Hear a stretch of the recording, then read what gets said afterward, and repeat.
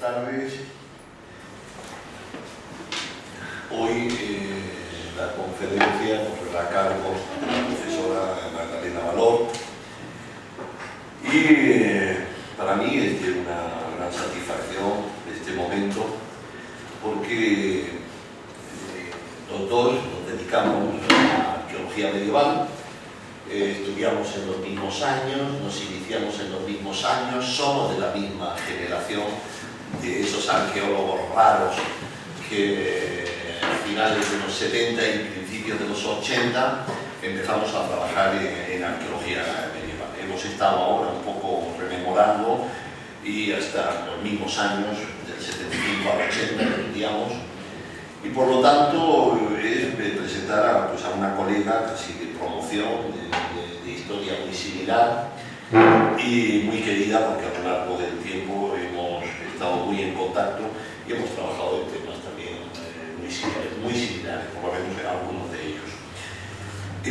Yo querría dar unas pinceladas sobre su trayectoria profesional vinculada a Sevilla, a la propia Universidad de Sevilla. Hoy día ella es titular de esa universidad en el Departamento de Historia Medieval de esa universidad.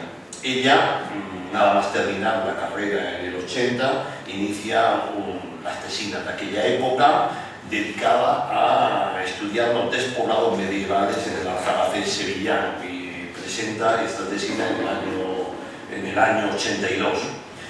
Desde entonces estuvo trabajando en estos temas de arqueología hasta que hace su tesis, presenta su tesis en el 88 dedicado a la Sevilla islámica. Su formación tuvo dos referentes, tanto por parte de arqueología como de medieval: Manuel Pellicer, catedrático de Prehistoria de la Universidad de Sevilla, y Manuel González Jiménez, catedrático de medieval en esa universidad. De alguna manera son figuras que le ayudaron en su formación, pero entendiendo que en aquellos años este tipo de formaciones eran muy autodidactas, porque ni en arqueología te identificaban como persona que te pudiera formar entre ellos, ni en los departamentos de medieval, donde se dedicaban al estudio de la documentación y sobre todo a partir del siglo XIII. Figuras como Manuel González Jiménez, el típico catedrático de medieval dedicado al XIII, como en mi universidad en Murcia, Torres Fontes, también dedicados. Es decir, tenemos muchos paralelos en ese entorno que permitió en su época formarnos en unas condiciones realmente difíciles, porque es el momento en el que se empieza a tomar conciencia, tanto en los departamentos de arqueología como de medieval, a tener una cierta inquietud, porque se piensa que primero la arqueología puede llegar a la Edad Media y porque desde la historia medieval se entiende que además del documento escrito, el documento arqueológico puede ser de valor. Tú tuviste esos dos apoyos. En el caso mío en Murcia, solamente desde la cátedra de arqueología hubo una cierta acogida, pero claro, en unas líneas de investigación radicalmente alejadas. Por lo tanto, como antes comentábamos, somos en gran medida autodidactas, y de tus mismas palabras, cuando me las estabas diciendo, las sentía que eran mías. Por lo tanto, tú desembocas en este caso en el departamento de medieval y desarrollas tu carrera en el departamento de medieval e introduces institucionalmente en la Universidad de Sevilla la arqueología medieval con una titularidad en ese departamento. En tu época de formación hemos hablado que estuviste en Badajoz, yo también estuviste en Marmullas, Comares, de la provincia de Málaga, en Carmona también con Pellicer. Yacimientos vinculados a ti es Cote, Montellano, Sevilla, Constantina también en Sevilla, y la propia Sevilla ciudad, donde has hecho algunas intervenciones, entre ellas en la torre de La Plata. El campo de la arqueología extensiva, la prospección, ya en tu tesina dedicado a los despoblados medievales, hiciste un trabajo de prospección en todo el Aljarafe sevillano, y después has estado muy interesada por los temas de fortificación y te ha llevado a hacer una prospección intensiva en las provincias de Sevilla, Huelva y Cádiz. Resumiendo tus líneas de investigación, te has dedicado a la Sevilla almohade con numerosos libros tocando aspectos muy variados de esta ciudad y de este periodo. De igual manera, el tema de las fortificaciones medievales ha ocupado mucho de tu producción, de tu amplia y rica producción, y también tus inquietudes por los temas de paisaje y territorio. Estas inquietudes se han concretado con frutos de publicaciones, de 12 libros, editados como editora y como autora, en más de 110 artículos y capítulos de libros, y en trabajos publicados en inglés, dada tu presencia en ese grupo de profesores de arqueología medieval europeos, que os reunisteis en diferentes ciudades europeas y los coordinasteis con reuniones, algunas de ellas de gran interés. Comentar el manual de arqueología medieval española, año 1100-1500, que estás ultimando y que has ultimado y que saldrá para otoño del 2013, que lo has hecho con Avelino Gutiérrez y que os publicará la editorial Equinos, y que es un manual de una serie de manuales de arqueología medieval europea que se están publicando en inglés. El libro también, la monografía de arqueología medieval europea, que se publicó en 2007, también en inglés, 480 páginas. Solamente esta mención a algunas de tus publicaciones, porque parece que es difícil comentarlas dado ese número tan elevado. Decir también que tu carrera se ha ocupado también de gestión, que eso quita tiempo para la investigación, tu compromiso en la Universidad de Sevilla, en etapas de labor de vicedecana, más de 8 años que has estado, y en otras labores de gestión universitaria. Yo no quiero extenderme más y sobre todo pues agradecerte el que hoy podamos contar contigo en estos jueves mínimos, y creo que lo mejor es dejarte la palabra. Gracias, Magdalena. Muchas gracias, Julio, por tus palabras tan amables. Hoy estamos aquí prácticamente en familia. También muchas gracias a todos vosotros, porque entiendo que hoy, siendo un casi primer día primaveral y además con el Viernes de Dolores a la vuelta de la esquina, pues es un día complicado. Afortunadamente estas conferencias se pueden ver a través de vídeo, y efectivamente yo he visto muchas de ellas en otras ocasiones. Primeramente me gustaría comentar la forma tan democrática en la que Julio Navarro nos ha invitado a todos los miembros del grupo de la arquitectura residencial en Al-Ándalus, lo cual merece ser comentado en público.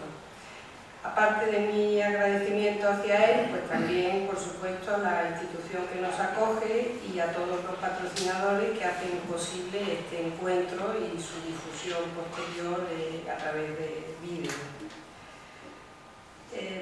Quiero advertir que es difícil elaborar un texto dirigido por un lado a un público interesado y por otro lado a especialistas del más alto nivel, del cual pues aquí hay algunos representantes. De tal manera que yo lo que espero es haber acertado en mi elección a la hora de enfocar el tema escogido.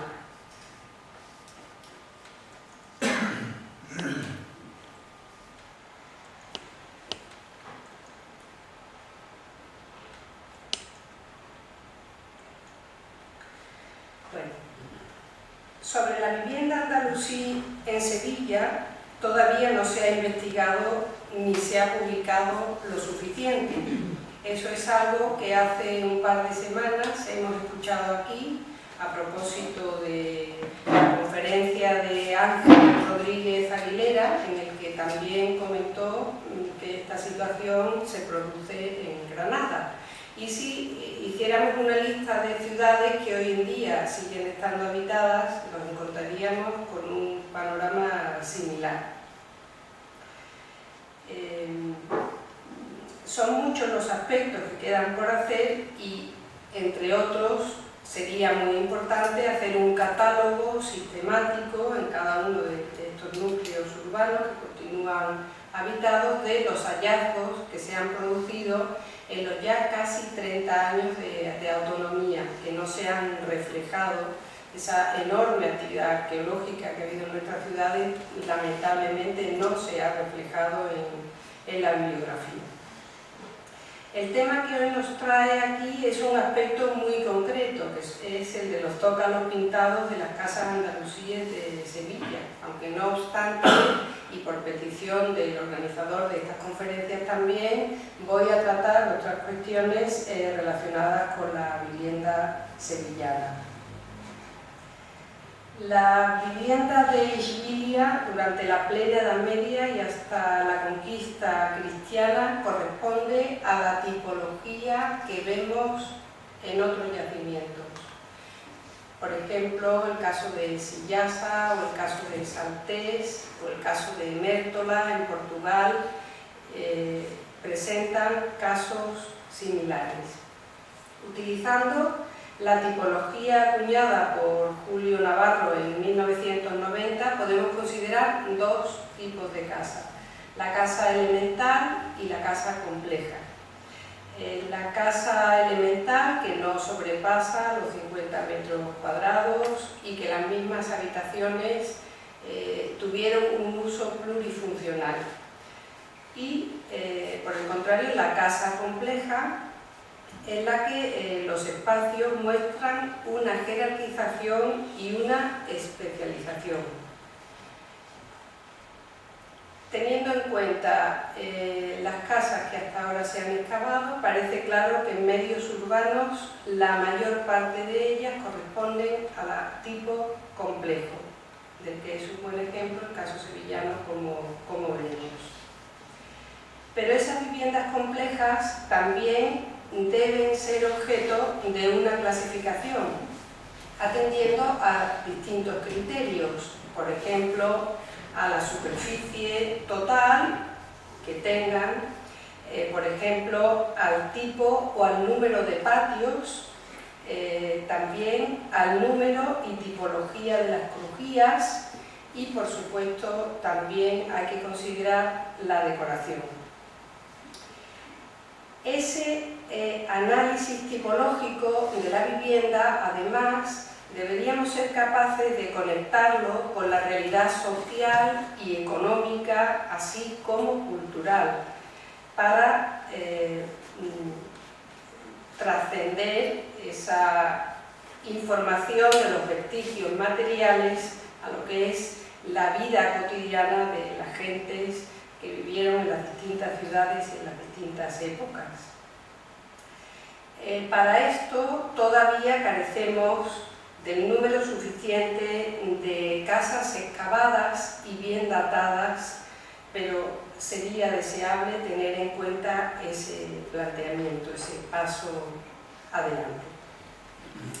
La información que tenemos sobre la vivienda de Sevilla procede de numerosas intervenciones arqueológicas que se vienen produciendo en la ciudad desde el año 85 y hasta la actualidad.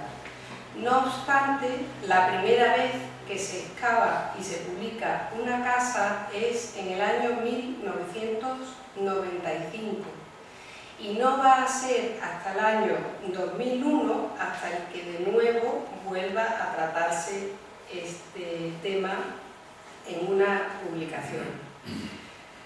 Aún así, y con un poco más de una treintena de casas o parte de casas, que es el problema, no es mucho lo que hoy por hoy sabemos sobre la vivienda sevillana en la época andalusí. La razón para que esto ocurra las razones son varias.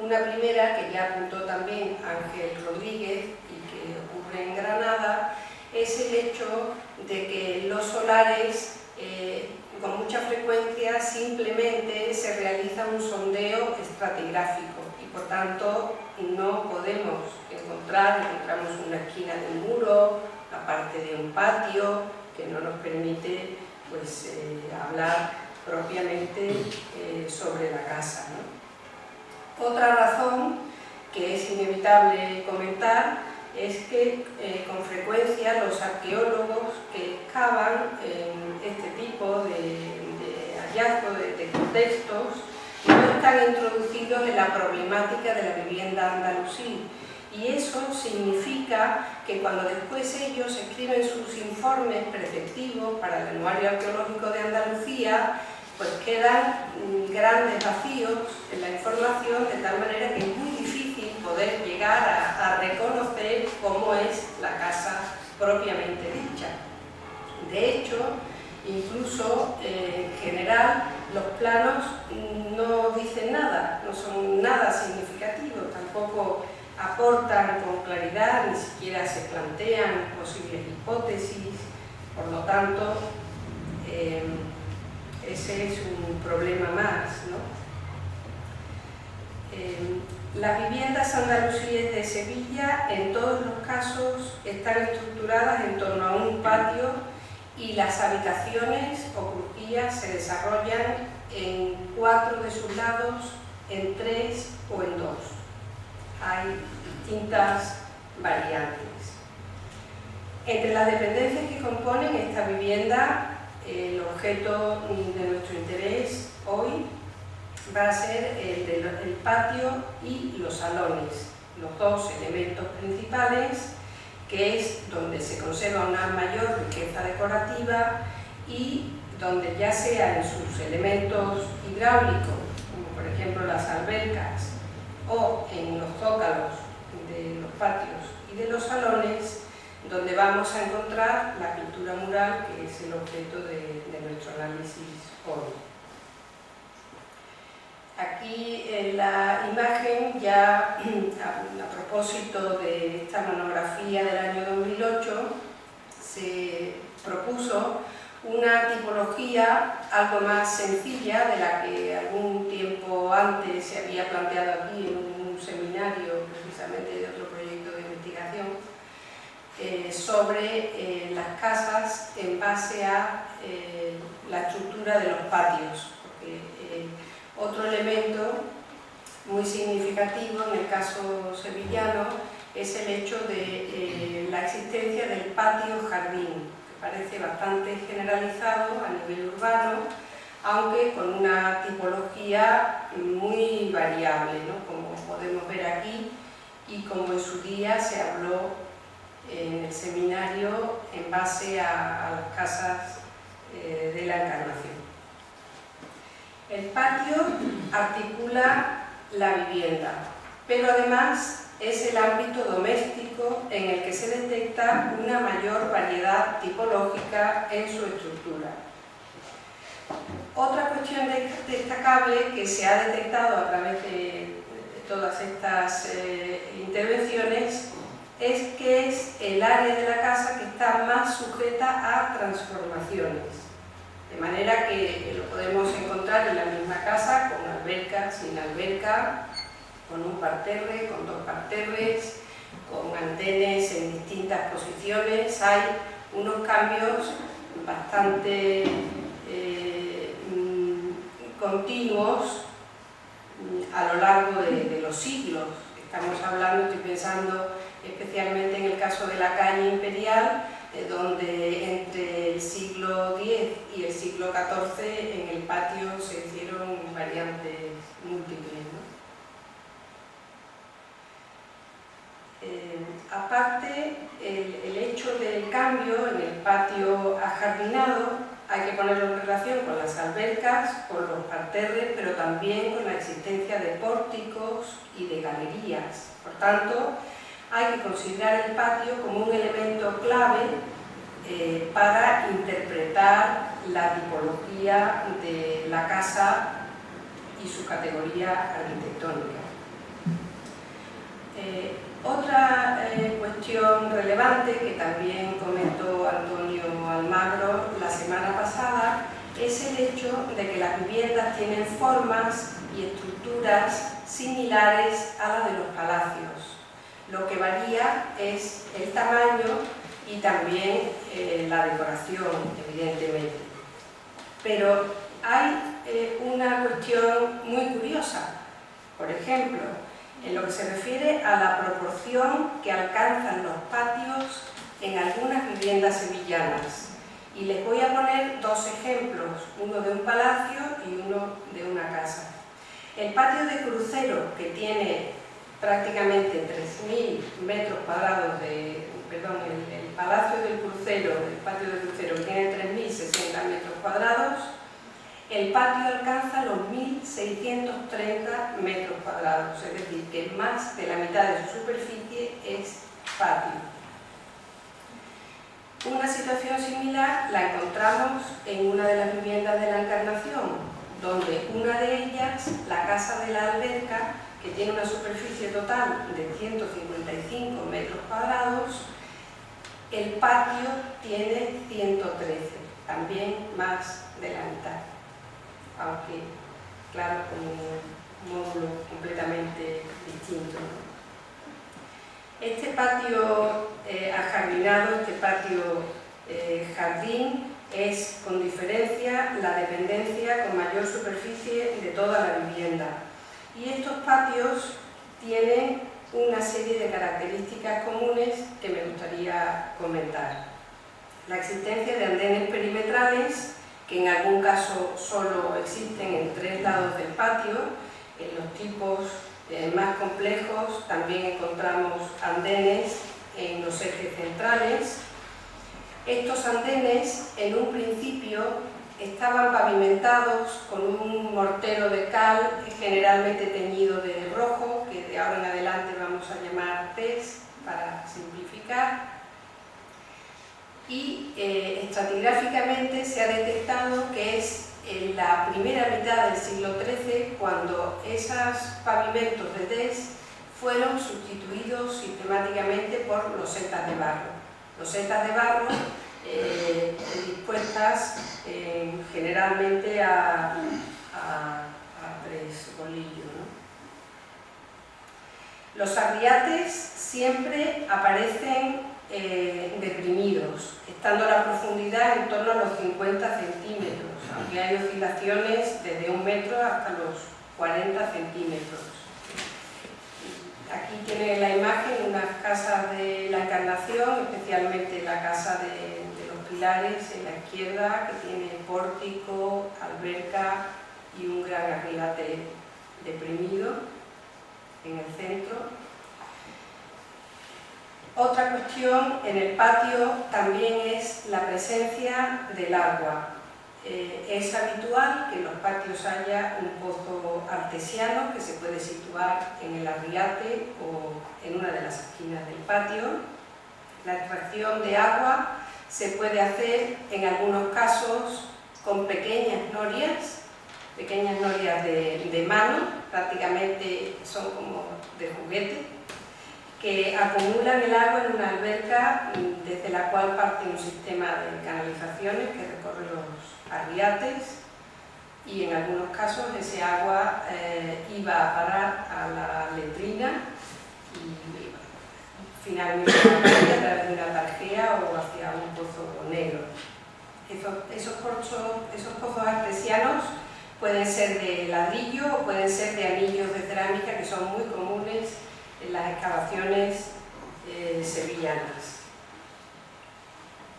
Por tanto, es el patio y en las estancias principales o salones donde vamos a encontrar revestimientos. Estas pinturas murales que están asociadas a los pavimentos, que en algunos casos en el interior pueden ser de tierra apisonada, de mortero de cal, teñido también de rojo, y en el exterior, como hemos visto, de losas de barro. La función de salón queda constatada especialmente en los casos en los que existe un pórtico que precede a la sala o a la habitación más importante de la casa. Por ejemplo, eso ocurre en la calle Imperial, que más adelante veremos, en Carmen Doloroso, en Casa de los Pilares de la Encarnación, y corresponde a los espacios más decorados. La mayor parte de las casas excavadas parecen tener los 4 lados del patio con habitaciones o crujías. Aquí vemos 2 ejemplos de ellos, en la calle Duque de Montemar o en la vivienda de la casa de Miguel de Bañada. Hay algunos otros, pero tampoco quiero cansarles. La anchura de las habitaciones, la media sería de unos 2,50 metros, aunque en algunos casos pueden ser de 2,20 y hasta 5 metros, hay variantes. El salón principal generalmente puede tener una longitud de en torno a los 6 metros, aunque hay diferencias importantes. Y claro, uno de los problemas de las excavaciones es la falta de dibujos de plantas que realmente expresen lo que en ocasiones los arqueólogos escriben. No quiero citar ningún ejemplo concreto, pero es una pena que eso ocurra y que no nos permita profundizar un poco más. Simplemente a través de los informes de los anuarios queda mucho por explicar, ¿no? Pero el tema que nos convoca hoy aquí es el de la pintura mural. La pintura mural, para algunos estudiosos, es la forma más económica de revestimiento de las paredes, siendo el alicatado o los tapices formas más caras. Pero lo cierto es que hasta la época nazarí no está claramente documentado el uso de alicatado para zócalos. Por lo tanto, en toda la época anterior van a ser zócalos de pintura mural el único sistema decorativo que se usa para las partes principales de la casa, que como he comentado son el patio y normalmente el salón principal. Es un método rápido de decoración y un tema, una decoración generalmente geométrica y repetitiva, la que encontramos generalmente asociado con temas hidráulicos y también en zócalos. Los ejemplos de los que voy a hablar proceden del Museo Arqueológico de Sevilla, y todos ellos están depositados allí, y todos ellos fueron localizados en excavaciones arqueológicas desarrolladas durante estos últimos años. La técnica que se usa es al fresco, y en general los morteros son de calidades muy distintas. Existen paralelos desde la época omeya y también en la época nazarí. El color predominante siempre es un fondo blanco, y el color rojo almagra es el que vemos de una manera generalizada. Y de estas pinturas murales en Al-Ándalus y en ámbito doméstico las encontramos asociadas en palacios, por ejemplo el caso de Madinat al-Zahra, el Castillejo de Monteagudo, en Santa Clara en Murcia, en el Alcázar de Sevilla, también en la Alhambra, o asociado a viviendas urbanas que por sus dimensiones y complejidad sin duda deben corresponder a un nivel medio alto de la sociedad. Habría que hacer un breve apunte técnico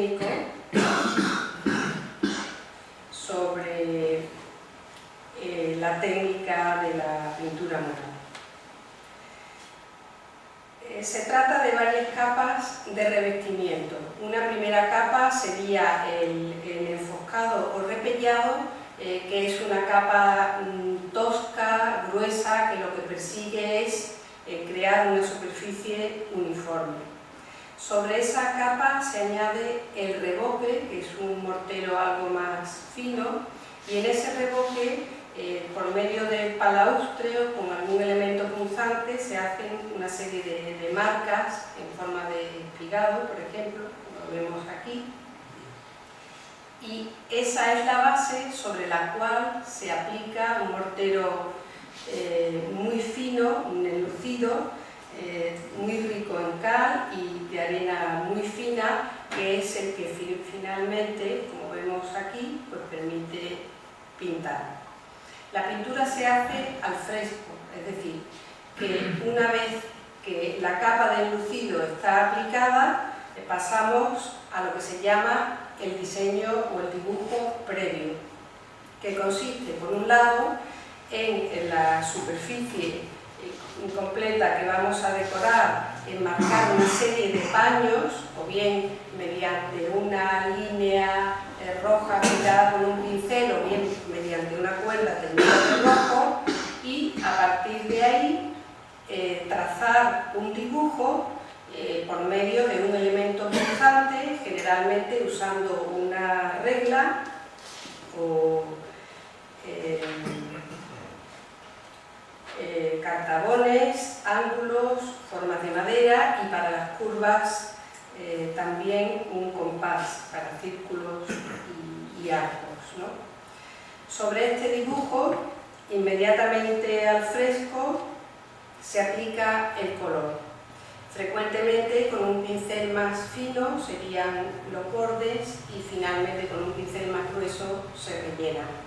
El color más habitual es el rojo almagra, que puede derivar también en naranja o en marrón, depende de la cantidad de agua que tenga la solución. Y solo en casos excepcionales podemos encontrar el color negro o el color azul, generalmente en paños de menores dimensiones. El motivo representado suele ser repetitivo. El artista realiza variantes sobre el mismo motivo y en ocasiones podemos hablar de un auténtico horror gráfico, como veremos en algunos de los casos que traigo aquí. Estos son las pinturas murales que están depositadas en el Museo Arqueológico Sevillano. Ustedes ven que son muy pocas, porque efectivamente también son pocas las casas que se han excavado y donde se han extraído esas pinturas para finalmente consolidarse y almacenarse. La información que aportamos aquí procede de los anuarios arqueológicos de Andalucía, por tanto es pobre en cuanto a contenido. Analizando cada uno de los casos y viendo los ejemplos, el primero, la corral de vírgenes tromperos, que era pionero del año 95, fue el resultado de una intervención de emergencia que fue en extensión, que fue lo que permitió encontrar algunas viviendas, aunque propiamente no se analizaron como tales. Se encontraron hasta 9 fases islámicas, pero en el anuario solo se publica un resumen de la primera y la última fase islámica. En la séptima fase islámica apareció una alberca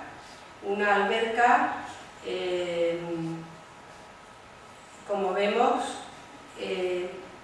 totalmente enlucida y pintada de rojo y con un motivo decorativo muy sencillo, que consiste en 2 bandas paralelas blancas y unos motivos de círculos con cintas que los unen, que también ha aparecido algún tipo como este en el Alcázar, ¿no?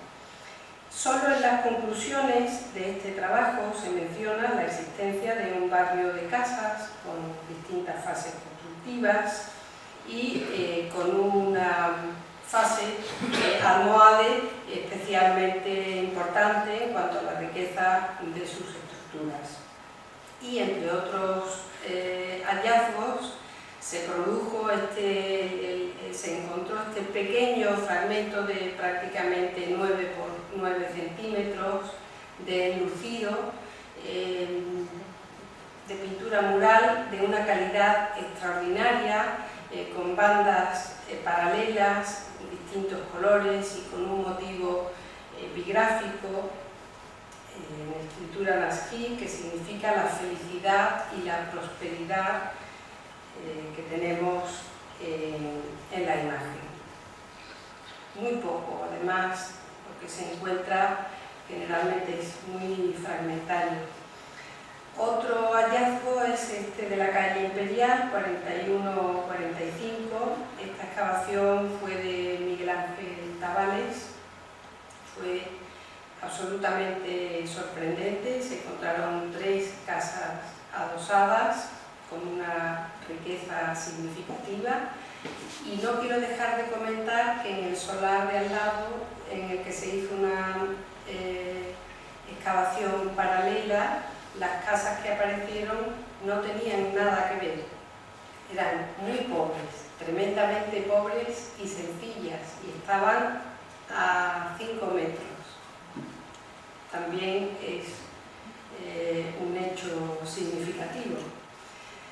En esta excavación se encontraron 3 niveles andalusíes, uno de época omeya, uno segundo taifa y finalmente almohade. Y es en esta tercera etapa donde aparecen hasta 3 viviendas adosadas, todas ellas con un patio con alberca longitudinal. Además, en la vivienda 1 con pórtico y adornadas con pintura mural. Una pintura mural que es similar a la que encontramos en el Alcázar de Sevilla, en el Palacio del Yeso, y que consiste en este zócalo rojo y a partir de él una decoración geométrica de lacería compleja y de una gran belleza. Los fragmentos que se extrajeron fueron bastantes y forman parte de la exposición permanente del museo, en la única sala dedicada al mundo musulmán. Otro ejemplo es en la Encarnación, la Casa de los Estucos. Hubo otros también con pintura, pero esta sería la que se conservaba en mejor estado. Estamos hablando de una gran excavación de 6.700 metros cuadrados, donde parece que hay una primera urbanización de la zona en el siglo XI, pero va a ser en la etapa almohade. En el siglo XI es una urbanización dispersa. Va a ser en el siglo XII cuando las viviendas se van a adosar y se van a acumular componiendo una serie de manzanas, ¿no? En este caso el nivel de conservación no es muy bueno, pero en muchos de los patios, con arriates deprimidos, todos ellos, se conservan evidencias de la pintura mural. Pintura mural que, como vemos, es muy sencilla. Se trata de paños muy amplios, prácticamente lisos, que tienen a modo de una decoración geométrica muy simple, en sentido longitudinal, como vemos aquí en el centro, ¿no? La decoración, por tanto, es muy sencilla, tal y como vemos, y este caso en concreto se ha datado como del siglo XIII también. O la primera mitad del siglo XIII, que es un poco una asignatura pendiente en nuestra arqueología, la verdad es que en el caso sevillano pues tiene bastantes ejemplos. La calle Arrayán sería otro caso, es un solar de prácticamente 500 metros cuadrados, del que se excavó pues, ni siquiera la cuarta parte en el año 2005. En principio, la primera ocupación medieval es ya de la época almohade, y aquí se encontró una vivienda que se articula en torno a un patio con andenes, con un arriate central deprimido 50 centímetros. Y es en la estancia al norte, que se interpreta como la estancia principal, donde aparecieron toda una serie de restos de pinturas murales que para los arqueólogos eran paneles pintados con motivos de epigrafía y de lacería en rojo almagra sobre fondo blanco. Parece que el conjunto de las viviendas detectadas en este solar estaban decoradas con pinturas murales, pero solo se pudo rescatar esta zona muy parcialmente. Otro ejemplo sería el de Santa Ángela de la Cruz, donde hay un primer edificio en este solar que es del siglo XI, ya de carácter doméstico, y donde hay una reutilización hasta el siglo XIV, es algo que ocurre mucho en la ciudad de Sevilla, una continuidad, se reutiliza el solar y la forma de la casa, los muros maestros de la casa, prácticamente durante toda la Edad Media, y aquí ocurre así. Y fue en la fase almohade donde se detecta en este caso que se recrece el nivel del suelo, se construyen nuevos pavimentos y se revisten los muros. Y en la estancia más occidental del conjunto es donde se ha encontrado este fragmento de pintura mural datado también en la época almohade.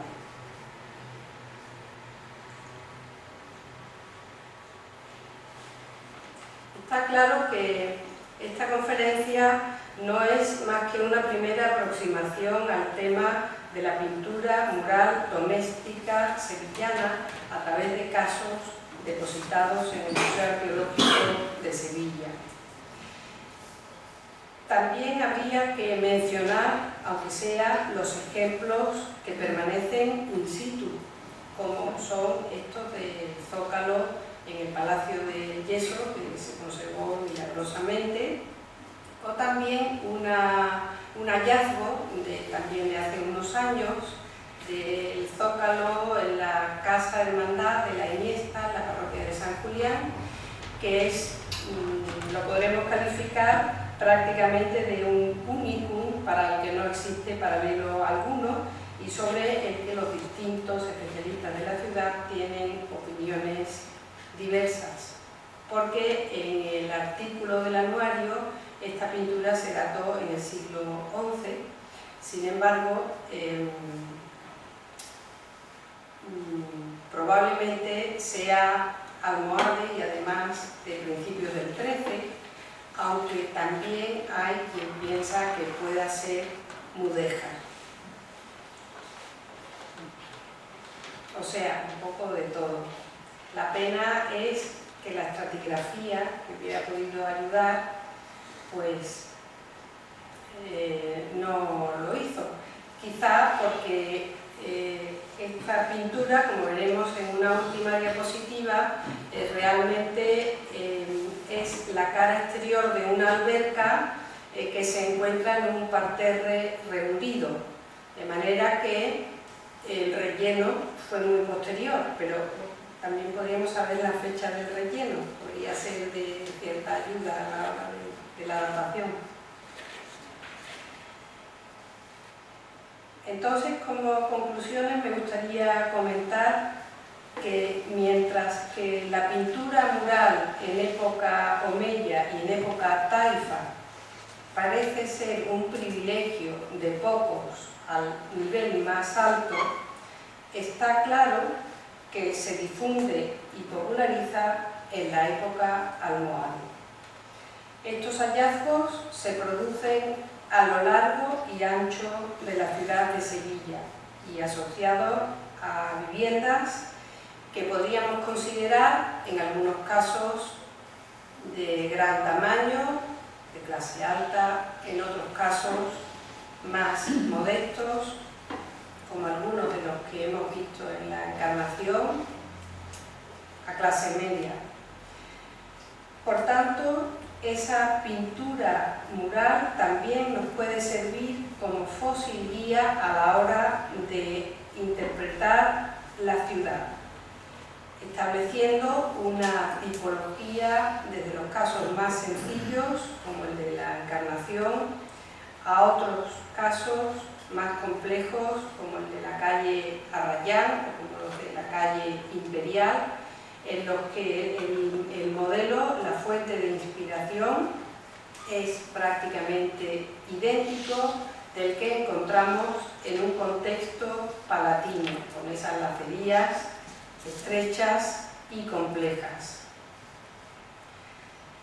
No cabe duda de que los restauradores son los que están capacitados para el estudio técnico y para el análisis de las patologías de estas pinturas murales, pero son los arqueólogos los que debemos realizar el análisis socioeconómico y cultural de esta evidencia de nuestro pasado medieval. Y nada más. Muchas gracias por su atención.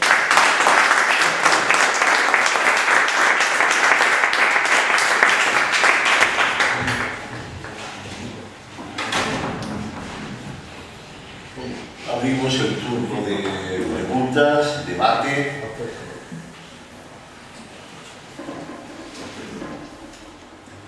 A mí no me ha quedado clara la ubicación de esa última pieza que me ha impactado. No he entendido dónde está, en qué disposición. Nos tenemos que imaginar que aquí hay una alberca. Esto es una alberca. Esta es la pared exterior de la alberca. Y nosotros aquí estamos en un arriate rendido. En un arriate rendido. O sea que sería, digamos que la pintura se encontraría en el arriate rendido. La pared exterior de la alberca dando hacia el jardín. Sí. Y es esta decoración. Bueno, este es un detalle.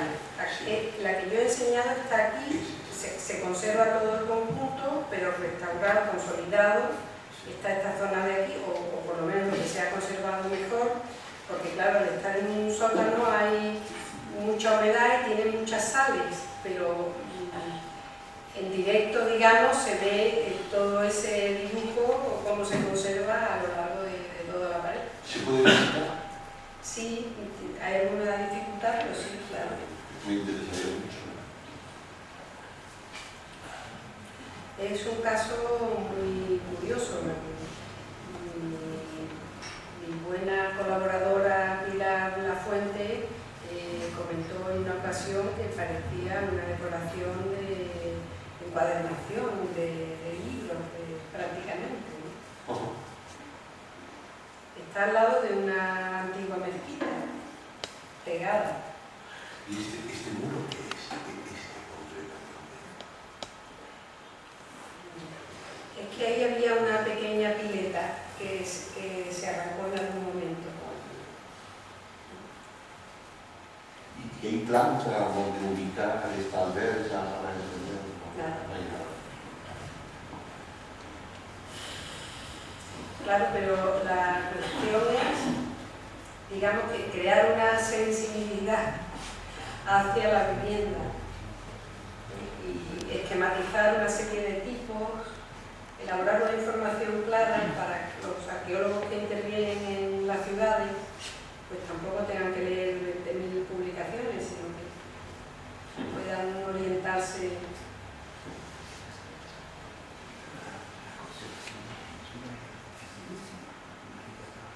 Si nadie pregunta, yo sigo. Fidel. Muchas gracias, Magdalena. La pregunta es sobre el Palacio de Onda que usted tuvo ocasión de visitar cuando estuvimos allí organizando el simposio. En el salón principal, el salón sur, localizamos centrado aproximadamente en el eje, con una variación tan solo de unos centímetros, una banda pintada con estos motivos de almagro sobre fondo blanco, con una cierta complejidad en su trazado, unas bandas escalonadas que van dejando unos cuadros en blanco, etc. Que en un primer momento, como no se había desmontado un banco gótico que se había adosado todo ese muro, pensábamos que ese motivo se repetiría a lo largo de todo el zócalo, y en base a eso hicimos nuestra propuesta de reconstrucción de esa pintura. Posteriormente se desmonta ese zócalo y localizamos en esos escasos 20 o 30 centímetros de altura, que era lo que se había conservado de la base de este muro, que esa banda decorada solamente tenía presencia en el centro, en el eje con la sala, y todo el resto del paramento estaba con un acabado liso en almagra, ¿no? La hipótesis que ahora mismo estamos barajando es que esa presencia solamente en el eje del salón sur, del salón principal de este palacio, sería para dignificar, de alguna manera señalar una posición de honor, un sitial, etc., y poder marcar una determinada jerarquía en este salón. ¿Han encontrado, hay algún caso de los analizados, etcétera, en que se pueda utilizar este recurso de la pintura, la presencia de zonas con mayor profusión en la decoración, una mayor complejidad, etcétera, para significar, para dignificar o jerarquizar de alguna manera los espacios en los que se encuentran? Aquí en principio no, porque sí es cierto que en las albercas, por ejemplo, el área central es la que generalmente se pinta, porque es la zona más visible también, pero lo que es en salones no, o es una decoración generalizada que cubre todo el zócalo, o lo que hemos visto en la Encarnación, que sí que son unos motivos verticales que se repiten con un cierto ritmo, pero en el contorno de la habitación. Pero claro, es que Onda es un palacio, puede ser algo diferente. Yo creo, Fidel, que además del factor, es que es un tema que obviamente en el grupo debatimos y por lo tanto nos interesa. El factor que tú has señalado, palacio, es relevante. Es decir, intentar en un salón palatino, a través de la pintura mural, crear un punto de atracción, porque sobre todo los salones alargados es una forma muy mala para centralizar la mirada en un punto. Es decir, en otro tipo de arquitectura con salones se hace una curva y por lo tanto jerarquizas y focalizas hacia la curva, pero en el salón rectangular no. Y lo que sabemos es que de alguna manera, a través de elementos ornamentales, se pudo generar dignificar un punto central donde estaría el estrado. ¿Qué problema tienen este tipo de zócalos? Primero, son zócalos muy destruidos, que quedan las partes bajas, y yo creo que en muchos de esos casos es que esta problemática ni se la plantea el arqueólogo que está en la excavación. Tiene fragmentos por un lado y por otro, y lo que siempre pasa en la arqueología, encontramos lo que buscamos. Si una decoración muy destruida, que tiene muy pocos elementos en diferentes puntos, tú no te estás planteando eso, pues difícilmente lo encuentras. Y probablemente en casas, en una arquitectura más doméstica, ese tipo de soluciones de señalar en la pared un punto focal, pues a lo mejor no existía, como sin duda en el palacio.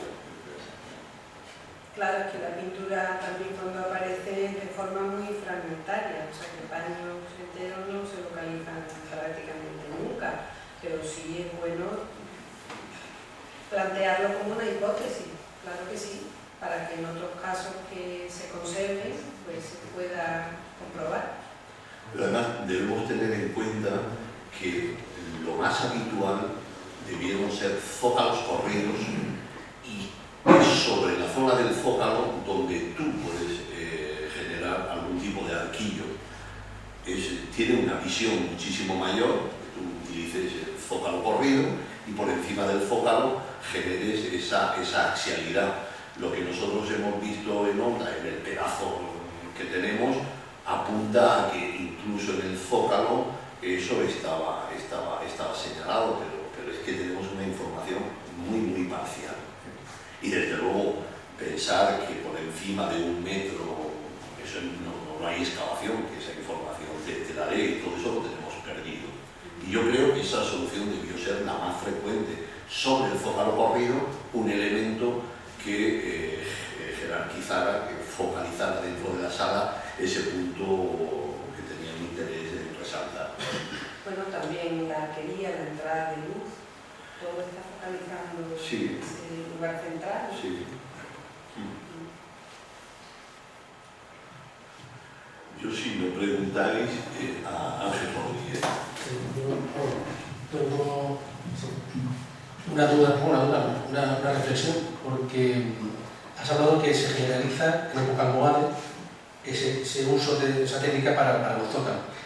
Eso sucede también, bueno, al menos lo he entendido yo así. No, que se generaliza los zócalos. Los zócalos, sí, efectivamente.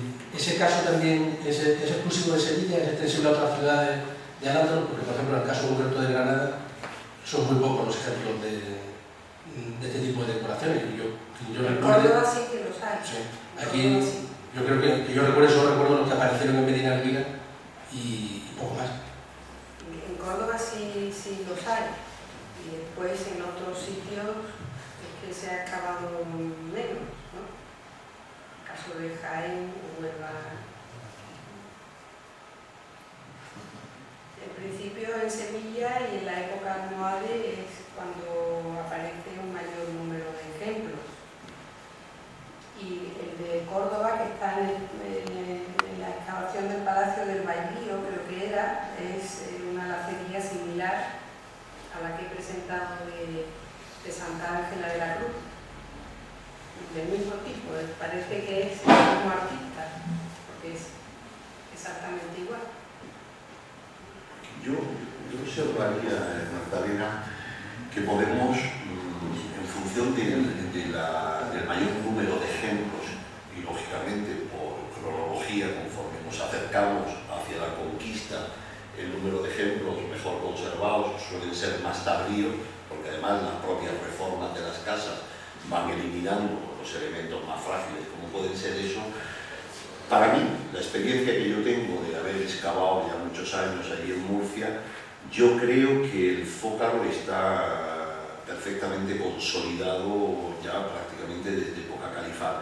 Lo que pasa es que finalmente los ejemplos que nos llegan, pero por pura y dura conservación de la sustitución de las casas, es más tardío.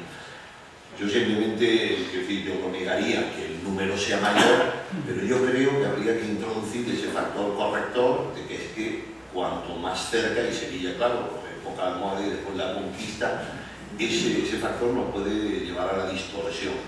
En Murcia, donde hemos hecho un tipo de intervención arqueológica a lo largo de años, como algo más depurada que en otras zonas, sí hemos podido estar viendo la superposición y desde luego zócalos en casas mucho más antiguas.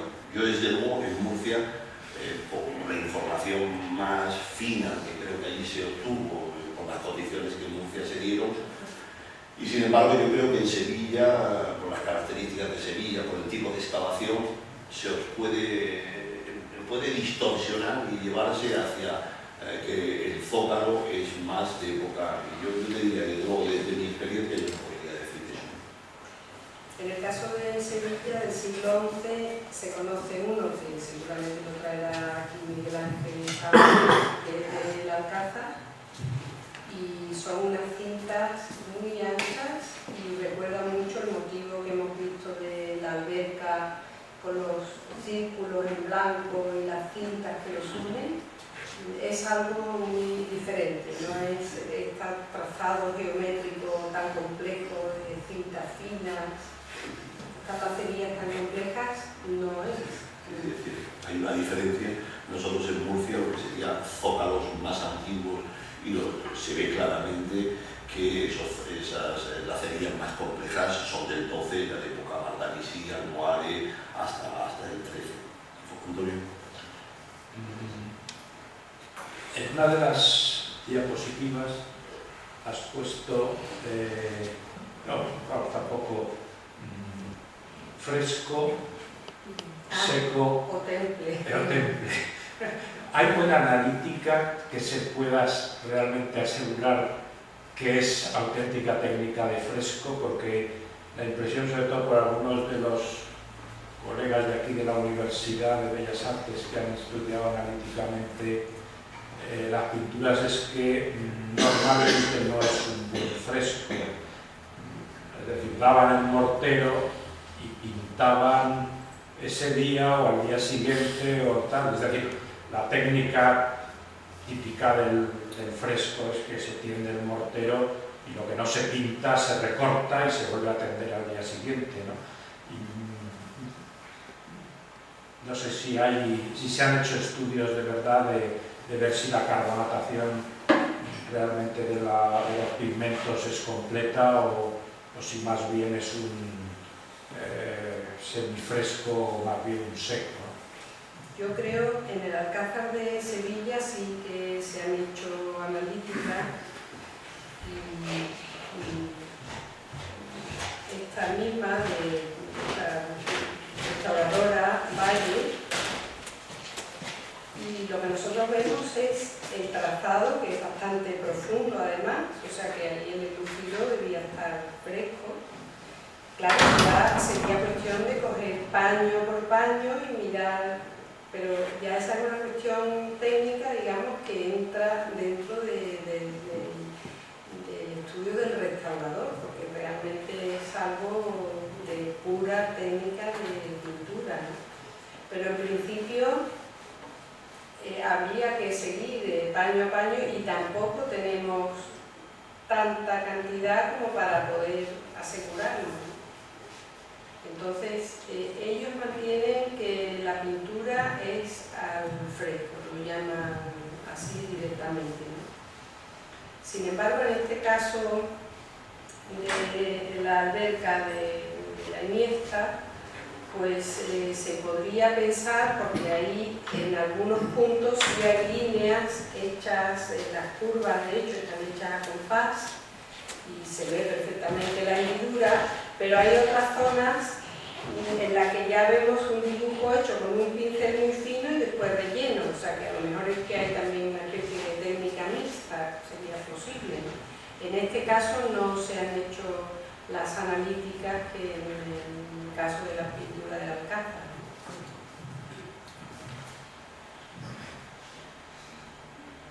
Yo comentarte sobre la mención que has hecho a mi trabajo de juventud, el ensayo ese tipológico de la casa. Yo te lo agradezco mucho. Sí, pero yo ya que no me identifico con...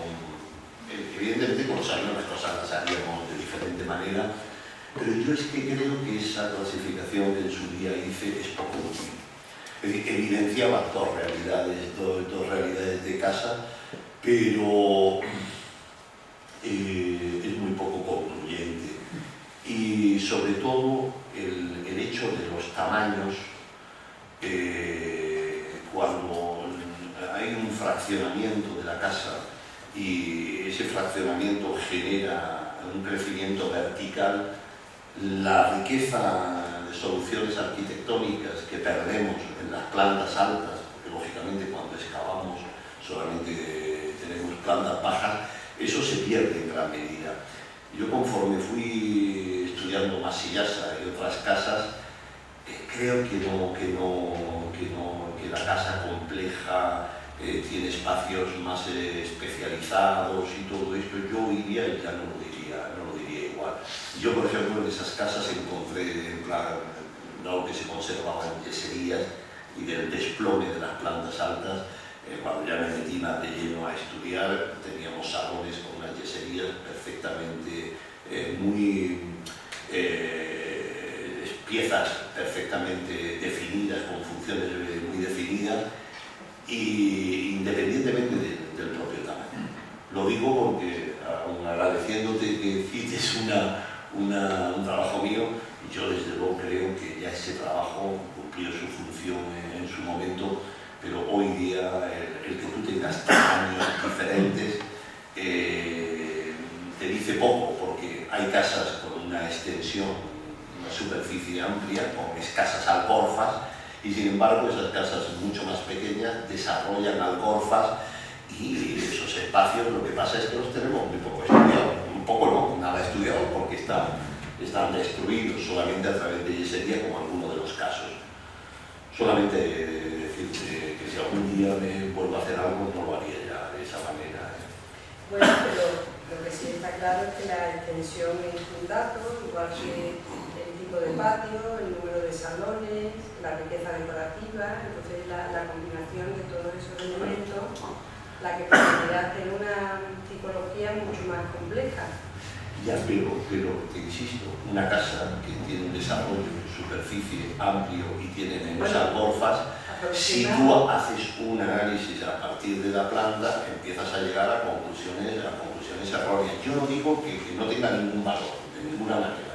Y de alguna manera, aquello a mí me permitió ir sentando unos elementos de análisis para ir entendiendo qué había pasado con esas casas, sobre todo los procesos de fraccionamiento, y me fue útil ese inicio, pero el decir que aquí tienes una casa con esta superficie, aquí hay otras más pequeñas, cuando gran parte de la información de plantas altas, esas pequeñas ante la necesidad desarrollan unas plantas altas muchas veces mayores, invadiendo, por ejemplo, a través de cobertizos las calles, y sin embargo esas otras casas que en plantas bajas han podido desarrollar no tienen ese desarrollo tan fuerte.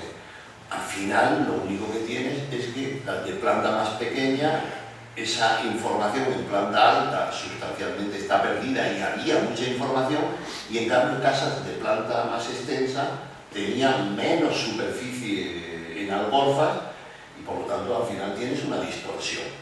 Solamente quiero decir, y eso en su día, cuando yo hice ese artículo, eso yo no lo contemplé, no lo tenía claro como lo tengo ahora, y por lo tanto introduciría muchísimos elementos de corrección. Y claro, quiero decirles, para que quienes utilicéis ese artículo, pues que sepáis bueno, que yo desde luego no me identifico plenamente, y que esa clasificación por superficie es un dato, no cabe duda, pero hay que decir continuamente que el desarrollo en planta alta, normalmente de las casas más pequeñas, se ven obligadas a esos desarrollos y las otras no.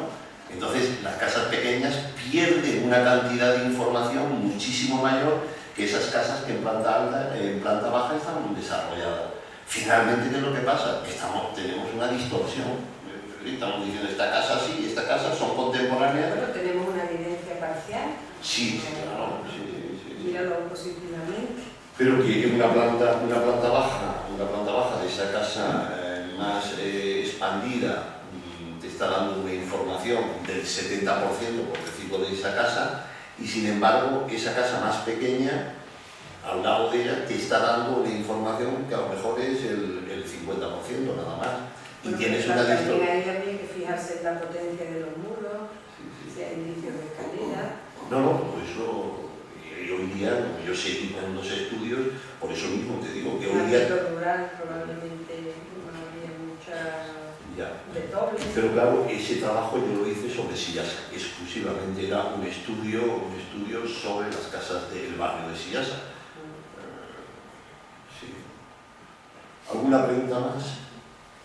Bueno, pues Magdalena, muchísimas gracias por haber aceptado la invitación, por habernos agasajado con esta conferencia tan interesante sobre la pintura.